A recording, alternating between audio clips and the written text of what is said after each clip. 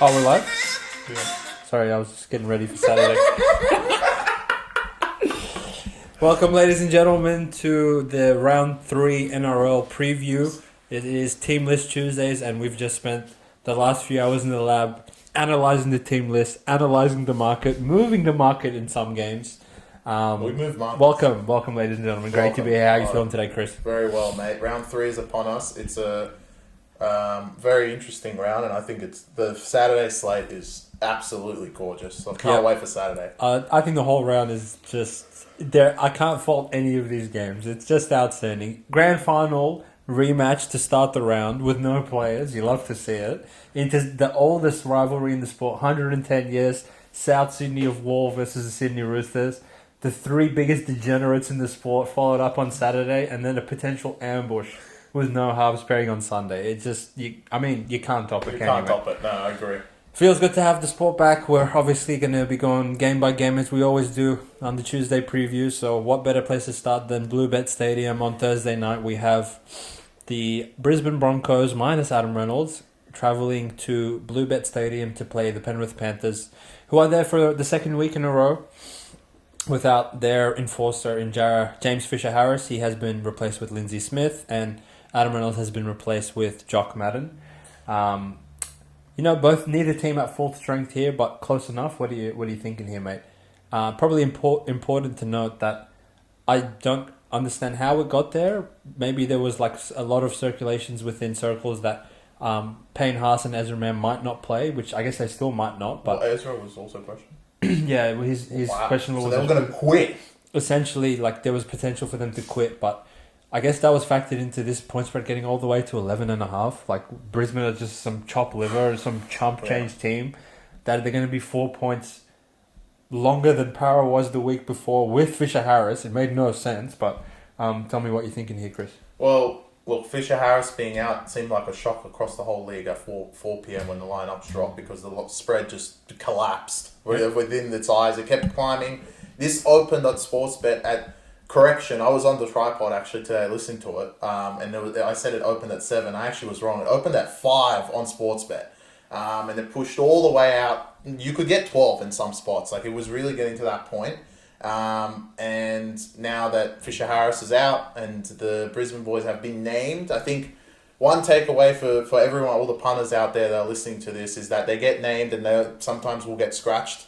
We saw that with Wayne Egan last week. Got named and then got scratched. So we're not 100%, we're not a shoe-in, but naming them at all, not being on the reserves or anything like that is a great start. So Haas and Ezra Mann both play. Reynolds not being there, I mean, he's taken his hiatus, not early, he does this every year, it's all right. I don't think they deserve... Look, last week, they're essentially saying Brisbane are 1 point worse than Parramatta right now. Yep. No, more. They're saying they're about 3 or 4 because Fisher-Harris is probably... Fisher-Harris, yeah. So they're 3 or 4 points worse than Parramatta right now, which the way Reece is playing, and you don't even have to just say Reece, you can say the whole back line has been playing much better, because literally the only reason they won the week before against South was because of how good their back line played. Cobbo was brilliant, Staggs did his job, Walsh was brilliant, Mariner was brilliant on the wing. Like, because of them, they got the job done. They got the points on the board, and South suck.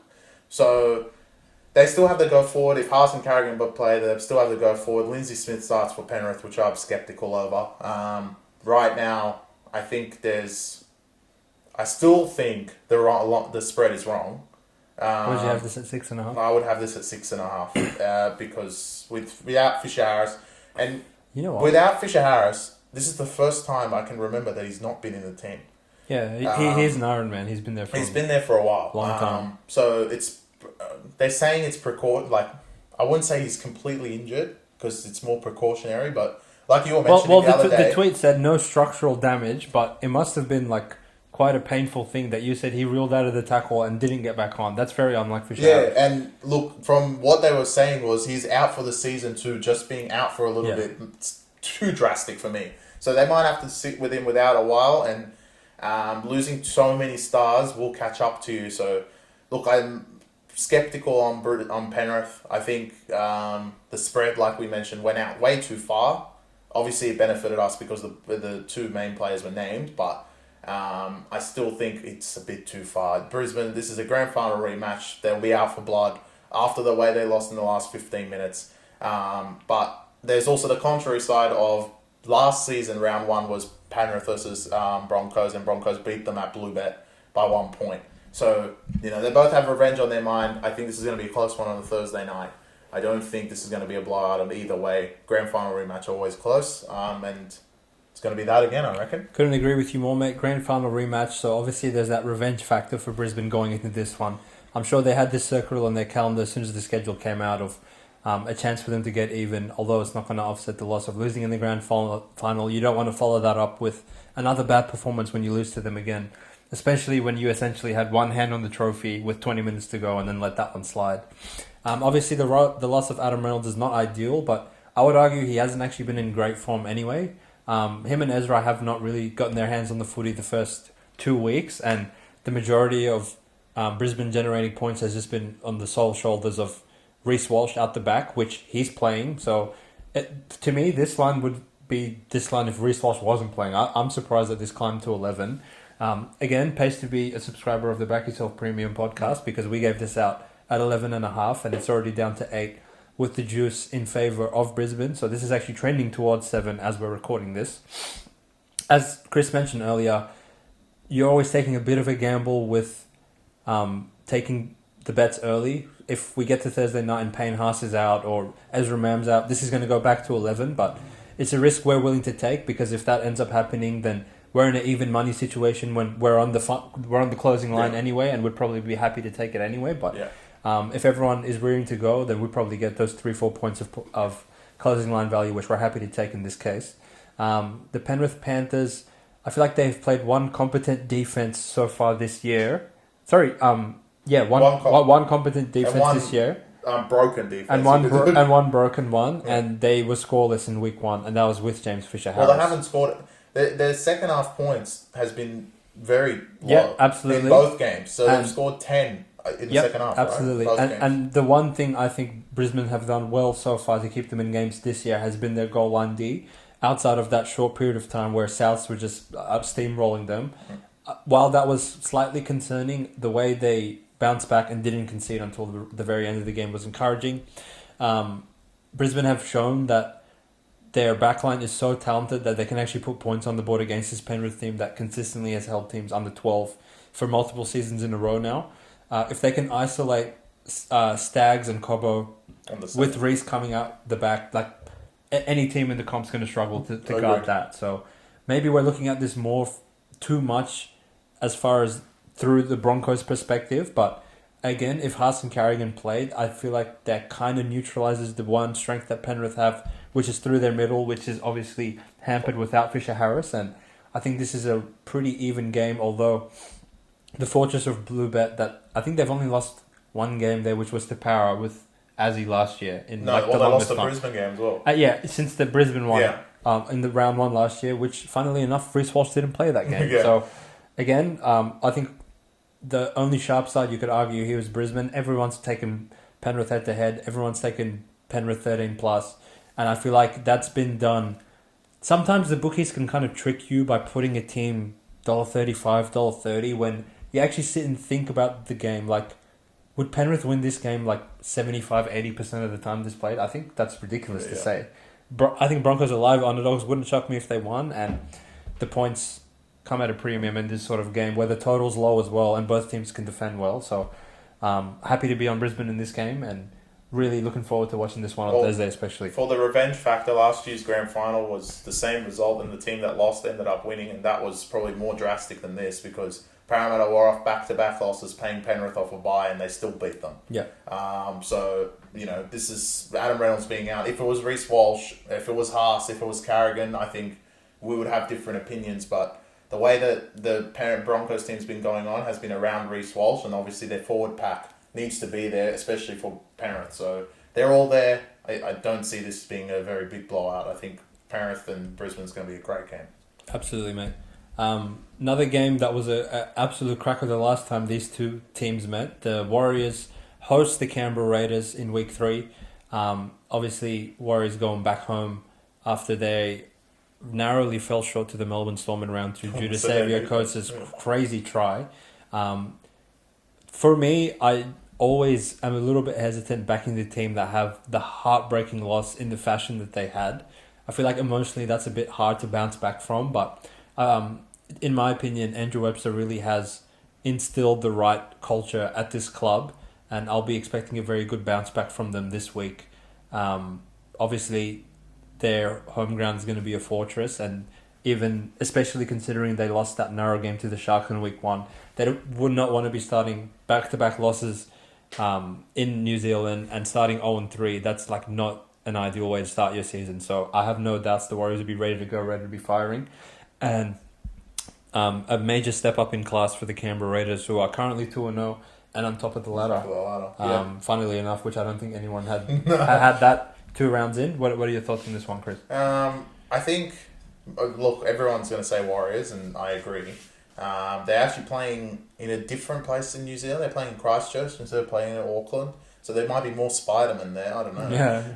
But the only concern I have, I think the spread is pretty much bang on right now. The only concern I have with the Warriors is they've played much tougher 2 games, and they've had to put a bit more physical threat than what Raiders had to do in their first 2 games, and the Warriors, that not heartbreak, but to not score a point in the second half to Sharks was question marks. The heartbreak, no one had question marks. We didn't, but they still lost, so they're 0-2 right now.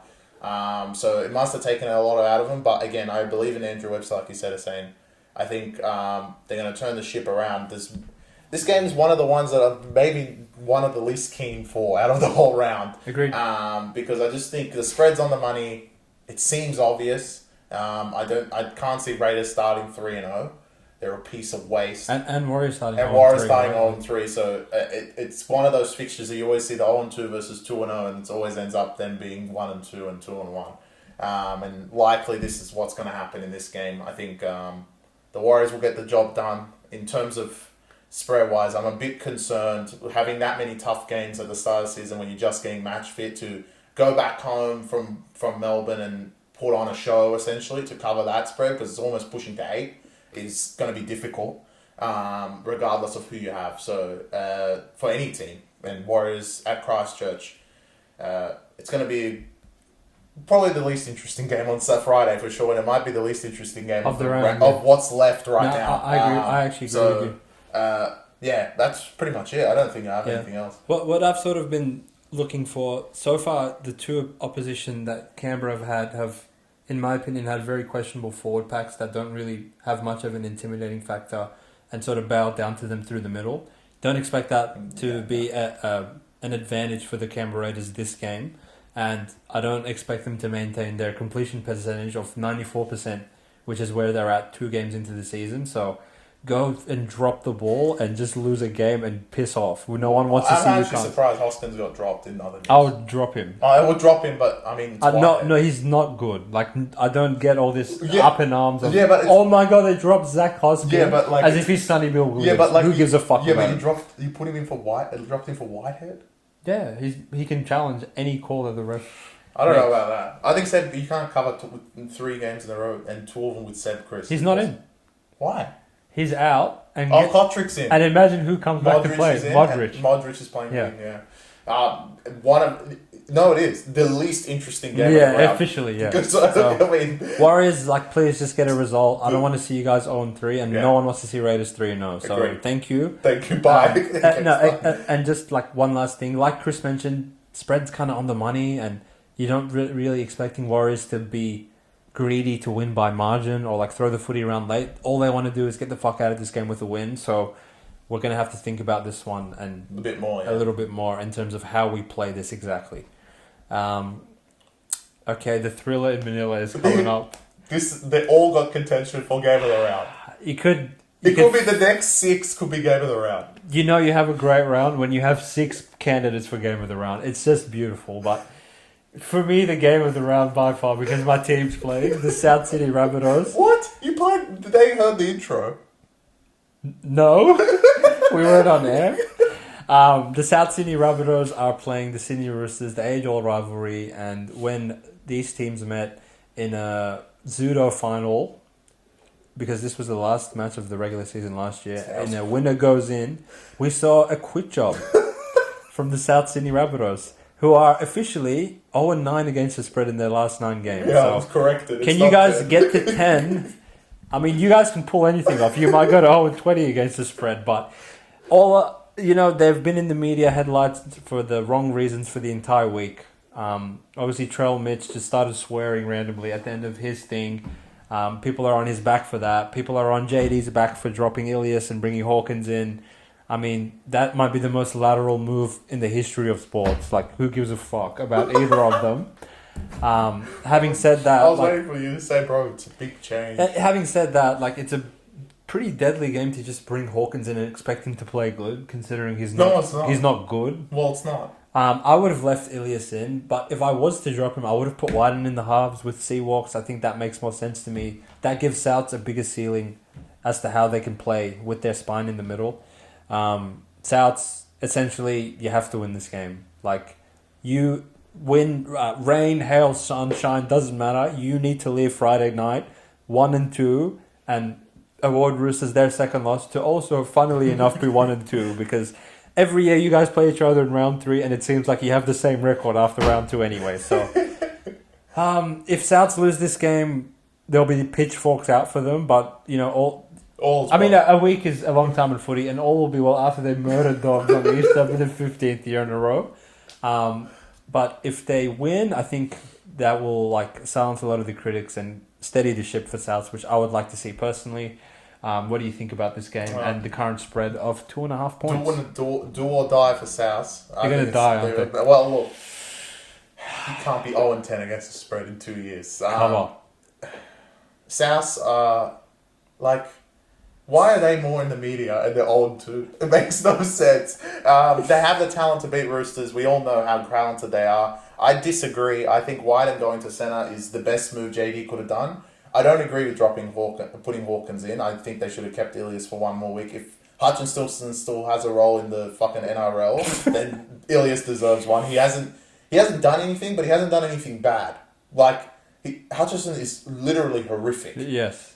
I think why he brought him into this game is the lack of experience in the halves for the Roosters, which I know you didn't touch on, but Luke Keary being out, putting Sandon Smith into the half role, who's shit. Yeah. And that brings two very inexperienced halves into the... Sam Walker has been around the block, but he's very young still. So it does bring inexperience into the halves.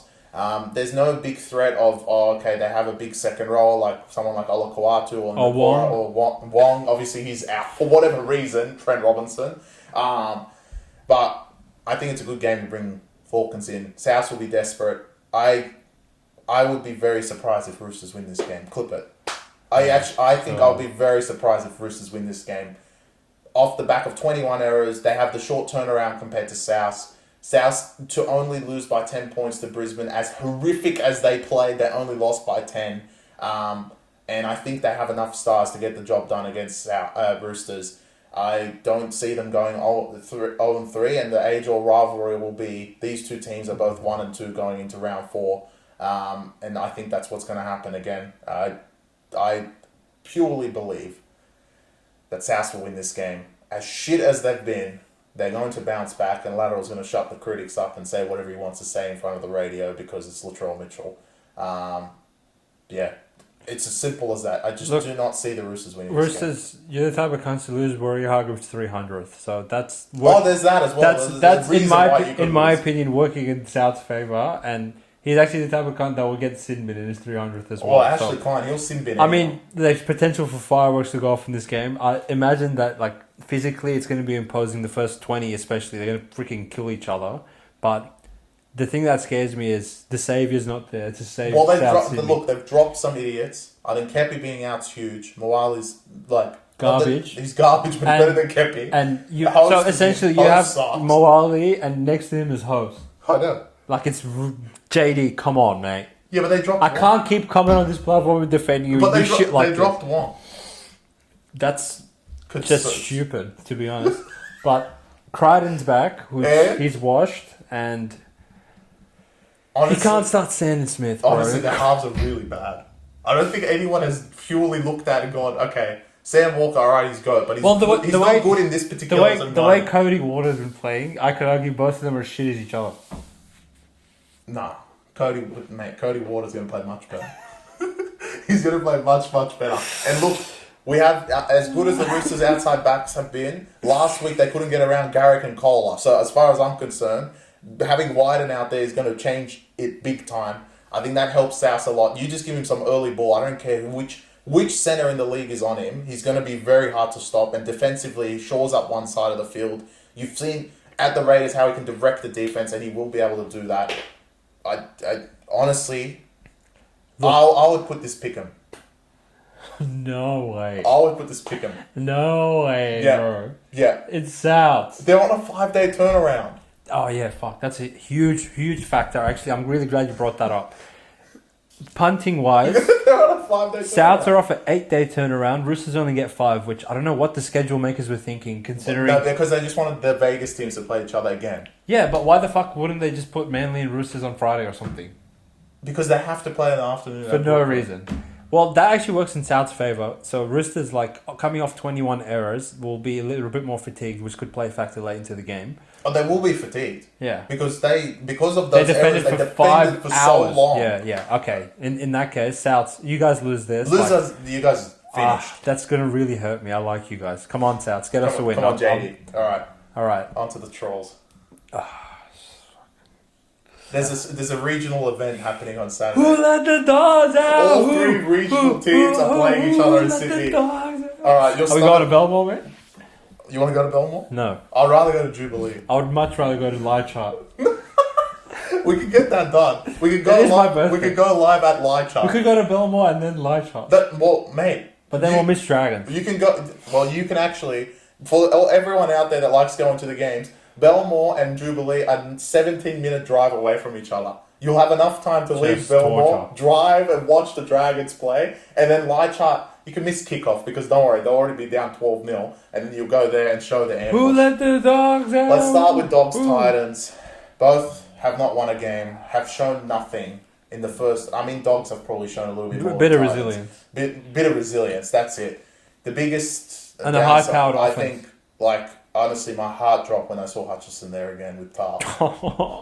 And on top of that, I know you missed it when they first looked at the lineups, but Liam Knight's starting for Farmer Sully. For me. Who's a piece of waste. Salmon's still in there. For Titans, I think they're starting Joloff. Foreign's back. The Kinney, the Thailand man, he's playing fullback still. They have his flight to Bali booked next week, but The bench has 6 hookers. Like, this game is just comical. Yeah. Absolutely comical.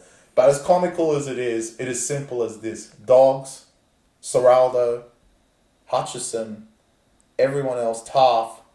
If you don't win this game, I swear to God, I will roast the fucking shit out of your team. Titans lost to Dragons by 24 points and just got smacked 38-0 by Dolphins. So Titans are a piece of waste. And you guys are going to lose at Belmore again after last year? No. I don't think that's acceptable. Serraldo should be on the chopping block as the first coach if they lose this game. Done. There's nothing else to be said. I would say, personally for me, the loser of this game should forfeit for the rest of this year. Especially Dogs. No, Dogs, well, honestly. Bulldogs fans, if you guys lose this game, please, send a message to the club, protest, don't go to another game for the rest of the season. I want these cunts running out to an empty stadium until round 27. If you can't beat Titans with Jollof, 19 hookers and that come from Indonesia and a 55-year-old foreign, end your fucking lives. Serraldo, I will have eternal beef with you because last year you changed fullbacks every week and now you have this unwavering loyalty to Taft. He's fucking shit. All he does is drop the ball and get pumped. And Hutchison, you may as well not have a back rower center or winger outside because he won't pass. He doesn't pass. Preston, yeah. I wouldn't pass him him either. but essentially, I don't know what you cunts have to see out of your spine to just keep running the same garbage out every week, but You have made one big change. Liam Knight's in for me, so that's encouraging. As far as what's the point of actually sitting and analyzing this game? Dogs are shit. Titans are even. The biggest indictment, as I said in the review of round 2, of Dragons getting molested, is actually that Titans are like so fucking bad to only score 4 past these cunts. The only encouraging thing out of any of these teams for the entire season has been Dogs' resilience on their own try line, which Farmersville literally was buried 4 seconds into the game, and they actually held Sharks out for a long time. And same garbage in the Para game. They had no ball. They can't kick. They can't do anything, but they would just set up a blue wall on the try line. So, Dogs, you guys suck. Don't get me wrong, but I like you. So look, it's a list of cons. The only pros on the Dogs side, their goal line defense. That's it, and that's the only reason.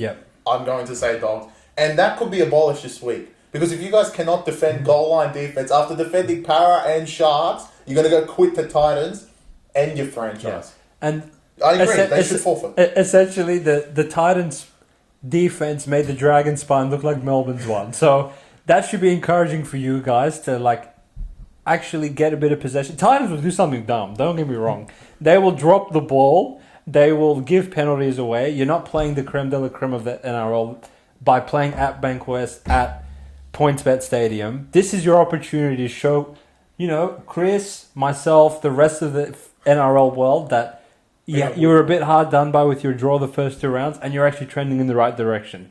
You lose to Titans, everything is just thrown out the window. What is the point of you can't sign all these players? If they lose, the NRL should sanction Dogs, send Kickout back to Penrith with Burton, Critter, Marnie should go back to Para. And you can't just run out tough. Run out tough. You love him so much, just run out tough. Because I feel bad for Trent Barrett and Dean Pay. They had fucking Modric playing for them, for God's sake, in the centres. Sione Katoa was the hooker. They had nothing. And they were more competitive than these bums. So, Dogs, you start 0-3 with the Easter game around the corner. You may as well forfeit for the season. Titans, at least you have reinforcements coming back for the rest of the season. If Titans lose, I won't abolish them because you said forfeit. Because they suck. Currently they suck. Imagine if Fafita and Campbell were going to Belmore, I would take them. But as currently constructed, you can't run 9 hookers out and cover. So come on, Dogs, come on. I'm wearing blue. I'm ready. And for all the Dogs fans, there's going to be a lot of fans there at Belmore. We might be there, so you might see us at the stadium. Make sure you boo the ref as much as possible because it's Todd Smith. He doesn't blow the whistle as much as he can. He'll say play on. Yeah, you could shoot him in the leg. He'll say play on. So just make sure you boo him so he gives you guys a call. Yeah. Speaking of calls, the next game. Casey Badger just hurts. No, it's not. It's Belinda Sharp. Yeah, well, same thing. It's just how Dragons. Dragons at home. The floor's if you drive 17 minutes from Belmore, you'll go to the next regional ground, which also hosts the St. George Illawarra Dragons versus the Cowboys, who you could say both teams weren't too impressive last week. At least Cowboys got to win. Dragons, you guys didn't even I was score impressed with Dragons. No, you weren't. Dragons have done the bounce back of a lifetime from +4 to +4 to -2. Back out to +8. I've seen it all with these bombs. They do lose Jacob Liddell, but he can't score. But bringing in Marshke. They're bringing in someone that also probably can't Marshke is just another L. Cowboys are 1-17. Oh no, Lukey's out. Helium's out. But so Fini Miyaku's he's coming starting. They're actually starting. They have Jack Kujeski. No, the Russian. Yeah, he's back. He's back. He knows all the Dragons plays. Oh, he did play for Technically, Dragons. Yeah. It's just honestly, sit there and toss a coin. It's going to be great to watch. Again, we could do this trip exactly what we're describing for all you Sydney folk out there. But honestly, the game, just looking analysis-wise, toss a coin. No. No. Toss a coin. Look. It's Dragons. Cowboys were fucking horrific. They were, but they won. It's nice. Well, Dragons we'll get to them. It's nice. Look, if it's Cowboys. What Cowboys you get? If they play like they did in round 1 against Dolphins, then this is going to be a slaughter fest. If they play even half as bad, I would say if they play half as bad as they did it last week in Townsville, Dragons will beat them. They're not that bad. I cannot analyze this game at all. To be honest, I can sit there and be like, look, spread's perfect, everything's perfect. The only thing I'm taking is because they're going to put on a show because it's at Colgrave's overs. That's it. I cannot think of anything else right now with these two idiots. Dragons. I'm out of principle. I'm contemplating taking them. Oh, God. One for the Zarefos brothers. Shout out to you boys. We know you're watching it and we know you're loving it. Fuck's sake. Two out of... Don't give them hope. Because this is the problem with Dragons, right? Everyone said week 1 they're garbage. Now we take it. And they took Titans. And then Dragons won. And then they went to favourites in week 2. After opening at 6.5 to Titans.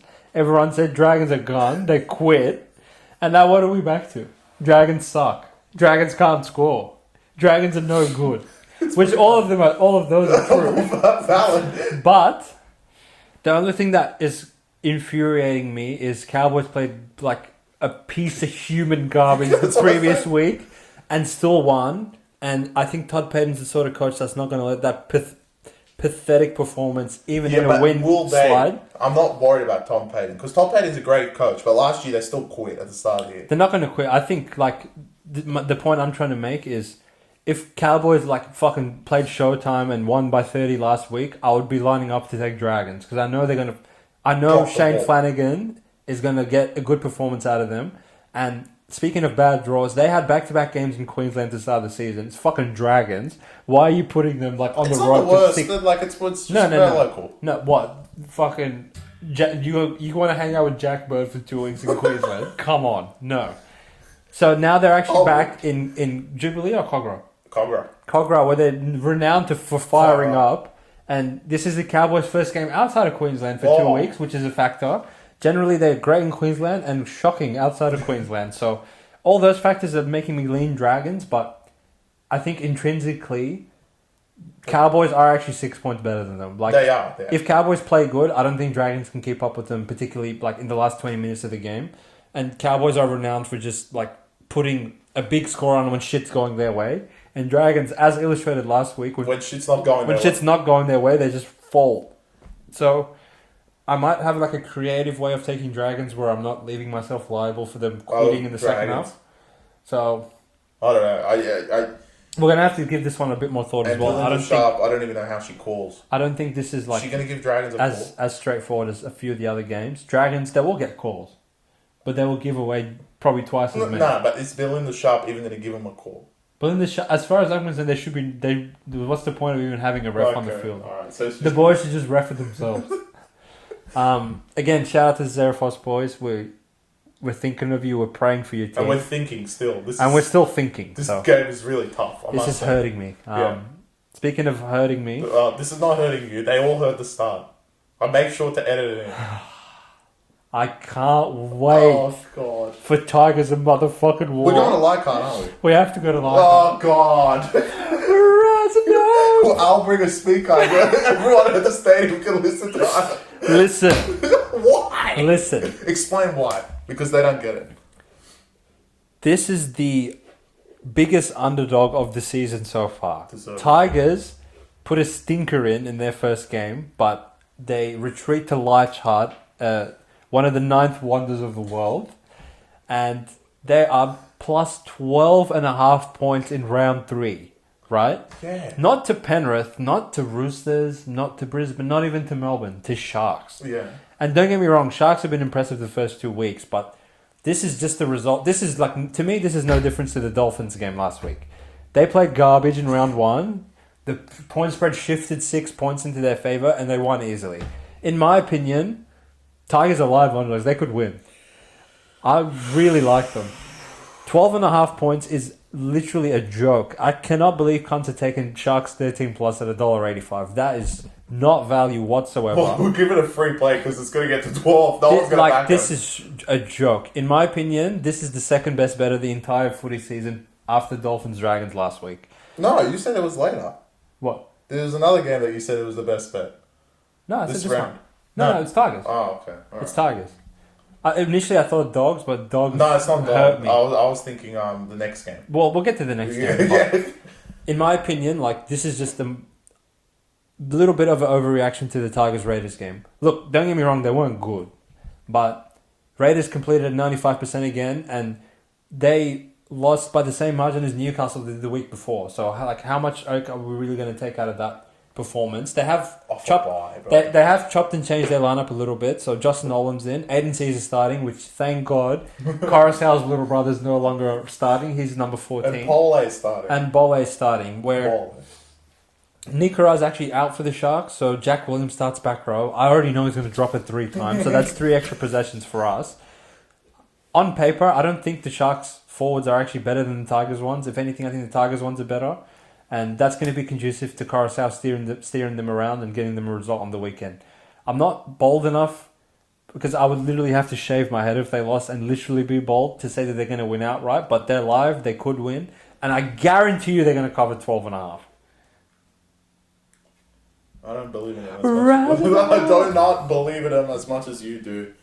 I think the spread is still very large for Sharks. So this is saying with Hamlin, Duele and Nikora, this could be 14, which is a lot for round 3 at Leichhardt. And also just a comparison at right now is that Parramatta next week in the Easter game, the Horus Easter game, Parramatta's only 10.5 at Bank West. So if they're saying if they came to Leichhardt, it would only be like 7.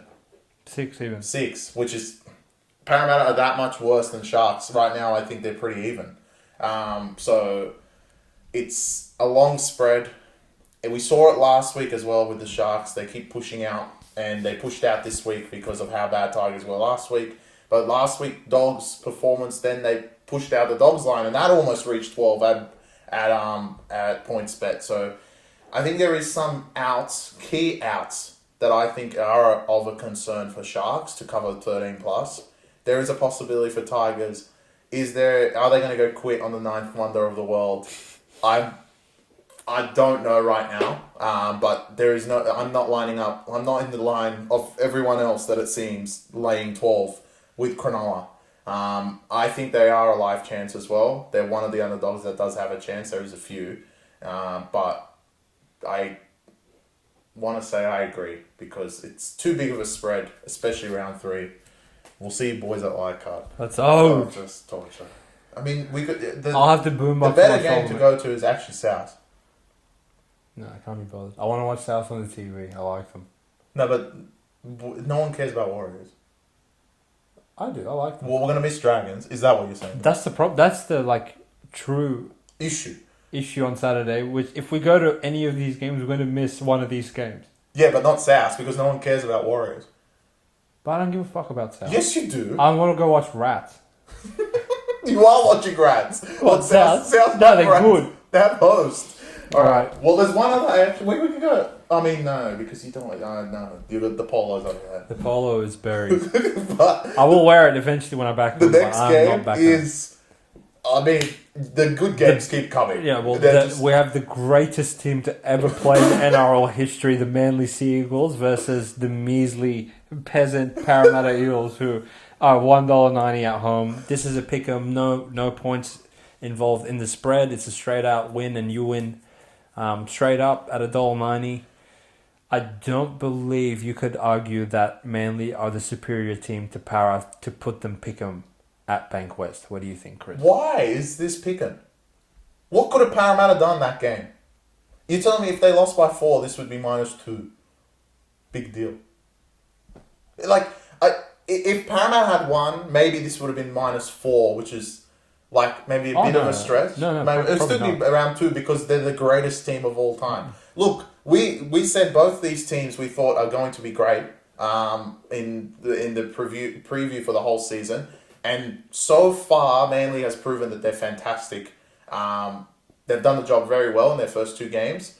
And Parramatta, I don't think I guess a lot of people are thinking that that game took a lot away from them, but we don't agree.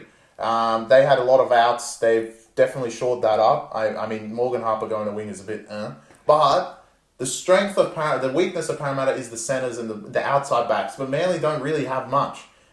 with the loss of Saab, and I think Vanga's playing the other side. Come on, man. So they really just have Colo and Garrick, which is not like it doesn't scare me that. Same garbage as it's the same garbage. Pennicini and if you look across the rest of the field, okay, you can say that Brooks sucks, and Moses always gets the one up on him. But in saying that, once it gets from 8 going down, it's a one-way show, and it's all Parramatta. They have the elite forward pack. I think I heard this throughout the week, and it was on Twitter as well. I genuinely believe Parramatta might have the best forward pack in the competition right now. They rolled Penrith. No one can say that Penrith actually beat them through the middle because they didn't. And Parramatta was fantastic. They injured Fisher Harris, which I still don't know how that happened, but they did. And they scored all 3 of their tries through the middle of the park, which is unlike Penrith. You've never seen that happen before. So I'm going to give that to Parramatta. They have the best forward pack in the competition, and Manly have not. They've played competent forward packs, but they haven't seen the wrath of something like this. At Bankwest, we know how good Parramatta are, 4 p.m. in the afternoon. I don't understand how this is pick'em. I know why, because Manly are 2-0 and people have amnesia. But Parramatta to be pick'em off a loss that they didn't cover the spread by half a point is ridiculous. I just don't know how that's possible. Yeah, this one's simple. You take the team with the better forward pack to win the battle in the trenches, and then the halves and King Gutherson to take care of business once that is completed. Para have shown that Bankwest is a very, very strong home field advantage, and I don't see Manly going 3-0 to start the season with wins over Souths, Roosters and Para. I think that's a little bit, you're asking too much of them putting them at Pick'em in this fixture, and I'm quite confident that Para will get the job done here. I'm not scared of Manly. Yeah. Apparently when we said they're going to make the top 4 in the season Everyone preview, was. everyone said, Nah, bro, Turbo's going to go ahead. You guys don't know anything. And now 2 weeks later, everyone's talking to me about how good Manly is. So thanks for nothing. But they will be humbled this week by the Parramatta Eels. I have no doubt about it. All right. Okay, now the contentious, Humbling fixture of the round. I'll be right back, guys. Let's get the poll. All right, I'll start. Knights at McDonald Jones Stadium versus the Melbourne Storm, who literally could start me and this guy at halfback, because Hughes got a game for absolute rubbish as far as I'm concerned. He pushed the ref. How about the ref get the fuck out of the way? You ever think of that? And on top of that, I don't know how that's not a no try. I think they said this in the review. How is that not a no try if the next play they scored? If Warriors scored that play, they would have stopped it. It makes no sense.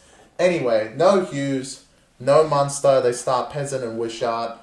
Maybe the funniest part of the whole lineups is that the champions. So they dropped Jackson Hastings for literally no reason. I would say no reason, because maybe because he hasn't given the ball to Kalen. But they drop him. Everyone else is they lose Marju, who broke his hand, I think. Breaking your wrist in half. So, and Knights are only $1.80.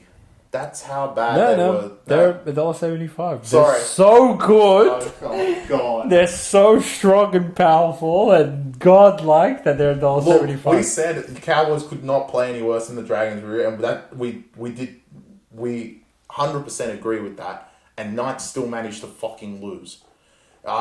So at the moment, everyone might be saying, and it's been pushing. Knights were +2, +3, +4. Like obviously with Hughes, 5.5 was the peak. Well, look, Hughes was playing at that point, and there's also contention. Munster might play, and Nelson might play, but I think there wasn't much contention between us because Melbourne do have the bye next week, so it kind of suits well that Munster and Nelson take one more week, and then they have the bye, and then they come back, and that game is going to be very interesting when Broncos go to town. Yep. But Knights, come on, boys. I believe if you lose this, what was the point of last year at all?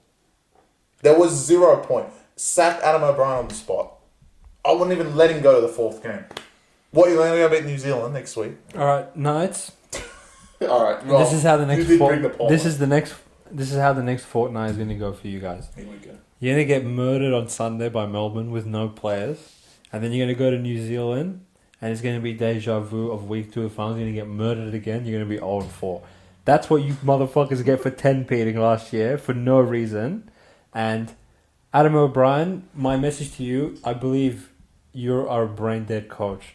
To drop Hastings 2 rounds in for literally no reason whatsoever. He's a very competent player. He's not even your worst half. Tyson Gamble was 10 times worse than him. So if you were going to drop someone, why would you not just bring Cogger into 5'8" and let Hastings steer the ship around, which is what he's there for, and his kicking game anyway. So that's stupid, first of all. Second of all, half your team's meters come from Marju, which is out, and Inari's in, who sucks. So there's a negative for you guys. Third of all, the whole world is tipping Newcastle now because they're so good. And, oh yeah, bro, did you not know that Munster and Hughes are both out? If you actually sit and think about this, Melbourne have the better spine as of who's running out there on Sunday. Yeah. I get Kalen's a freak, but The rest of them. the champion, Gamble and Crossland. Like, They do get Brayley back. Let's say the halves cancel each other out because they're both horrific. Harry Grant is the best hooker in the comp, and he's going to wipe the floor with you guys. Melbourne are going to be 3-0. They're going to beat you on Sunday, and Knights are going to be spiralling. The way we've analysed all the games, Knights are going to be last. Yeah. Knights will be bottom of the table. That's what you get for losing to Raiders, bro. The NRL literally gave you a layup, and you blew it. Stupid team. Wow. The more I think about this game, the more I'm like, why are people taking Knights? Yeah. How are they going to make 1 meter from the back They're line? not. And the Melbourne backline have been elite in the first 2 games. I think the scary part is them being outside of Melbourne because they've played both games in Melbourne with 2 really young halves. But they have enough experience in the team, I believe, to still do the job. Maybe. I don't know. I think right now I'm a bit tossing and turning on that. I know that you got the polo out, but you do not believe in them at all. You just want them to be suffocated by defeats. I believe, this is a very square way of visualizing how this game is going to play out by just lazily looking at the lineups and noticing the Melbourne halves and just assuming Knights are going to Well, yeah. That's what is that's what's doing me a little bit. The Melbourne backline and the forwards, while they might not have superstar names outside of Pappenhausen, have actually absolutely physically brought it to both Penrith and Warriors and gotten on top of both of them. And Who's Knights? this is a huge step down in class. Well, they're playing Adam Elliott. Maybe I haven't accounted for that. He's going to score 5 more tries and kick 1 field goal. He's so good. He's a Raider. Look, the only situationally annoying thing is that Melbourne are 2-0 and Knights are 0-2. Melbourne have the bye coming up. So there is a chance that they probably don't play this game as intensely as they otherwise would, where I know for a fact that Knights are going to bring the intensity back at home after their embarrassing loss to Canberra in week 1, being 0-2. You don't want to be 0-3 flying to New Zealand next week. So I know Knights will come to play, but again, my argument with them multiple weeks in a row is I don't doubt that they're going to try. I believe they're incompetent. They're not good. So I'm rolling with Melbourne. Give me Harry Grant, give me Pappenhausen, and give me the Melbourne Storm to start 3-0. Okay. Heading into their bye I think I'm a bit more contentious of that one, but the Back Yourself Premium guys will see what we end up doing on the Sunday. But it's elite. We could go to drive to Newcastle. Sure, you want to go to Iraq as well? We'll go watch the games there. It's unbelievable. Look, to end this podcast, guys, we're going to debut 2 new segments that we'll be doing weekly. And my co-host over here will be responsible for what we will be calling Upset Alert. Chris will be giving his underdog of the week that he will bang the table and guarantee that they're going to get a victory. So, Chris, who is your Do I pick some dick or do I pick Well, it's underdog season, okay, so you get to pick whoever. Wait. The South count though. Yeah, South count. Yeah, but that's too easy. I'm gonna pick some idiot. Yeah, of the time. No, not them. Look, I'm gonna. Don't say Dragons, you fucking imbecile. Brisbane are coming to town, you bitches. Okay. Thursday night, I do not believe you can be that much underdogs with Reece Walsh in your backline. He has been the best player for Brisbane throughout this year. Adam Reynolds out, I don't care. He lets us down anyway half the time. We don't need him. They're going to be out for blood. Penrith were not too convincing last week. They only put 26 and did not score, only scored 10 points in that second half with idiots like Talangi and Cartwright at centre. It's going to be a different ball game when you have Cobbo and Staggs out there. Brisbane, upset alert. $3.40 going bold. I'm going swinging bold. For the Look, stars. I already said South, so you know what? It doesn't matter. I'm going Brisbane. And my under duress for this week is... Knights. Look, I could have gone one of two ways. I could have gone Dogs or Knights. I'm going to go with Newcastle because if you start 0-3... Look, all the pressure is on Newcastle. Melbourne are going with house money. They have no halves. And if they lose this game, no one's going to bat an eye. They're just going to go into their bye and then return to business as usual as of round 5. Knights, you start 0-3 with a ticket to New Zealand booked for week 4. As far as I'm concerned, the black marker is coming out and I'll put a line through you guys for the rest of the season. So if this game plays out how I believe it will, Knights, you guys are done. But under duress, Newcastle Knights, Adam O'Brien, pressure's on you guys. Let's see how you respond on Sunday. I'm very excited. Yeah, I'm very excited. What a great round to come. Beautiful round, mate. Let's do it. Can't wait for the footy. All right. Thanks, guys. Peace out. Peace.